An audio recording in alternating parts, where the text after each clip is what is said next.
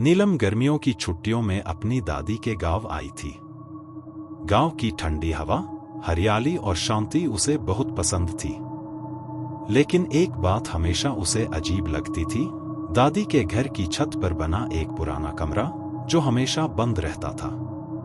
नीलम ने कई बार दादी से पूछा, दादी, वो छत वाला कमरा क्यों बंद रहता है? दादी हमेशा टाल देती, उसमें बस पुराना सामान पड़ा है बेटा, वहां मत जा। एक रात गांव में बिजली चली गई। मोमबत्ती की रोशनी में नीलम को प्यास लगी। वह पानी पीने नीचे आई। लौटते वक्त उसने छत पर किसी के चलने की आवाज सुनी। उसने ऊपर झांका, कमरे का दरवाजा थोड़ा सा खुला हुआ था। वह डर गई, लेकिन उसकी जिज्ञासा बढ़ गई। अगली दोपहर जब दादी सो रही थी, नीलम चुपचाप छत पर गई और कमरे का दरवाजा खोला। कमरे के अंदर धूल भरे पुराने बक्से, एक टूटी खाट और दीवार पर एक पुरानी ब्लैक एंड व्हाइट फोटो थी। फोटो में एक लड़की थी, हूबहू नीलम जैसी। नीलम डर गई। जैसे ही उसने फोटो को छुआ, कमरे का दरवाजा अपने आप बंद हो गया। अंदर अंधेरा छा गया। फिर अचानक एक फुसफुसाहट, तू आ गई।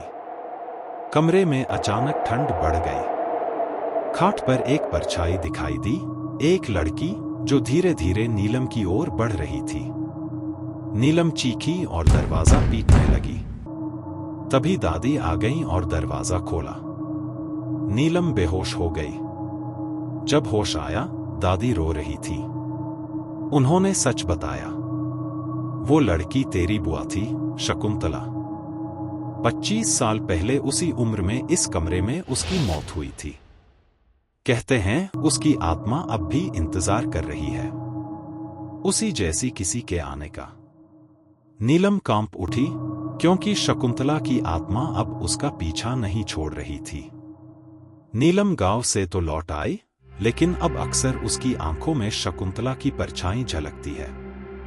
और कभी-कभी रात में वह कहती है, वो फिर आई थी मुझे बुलाने।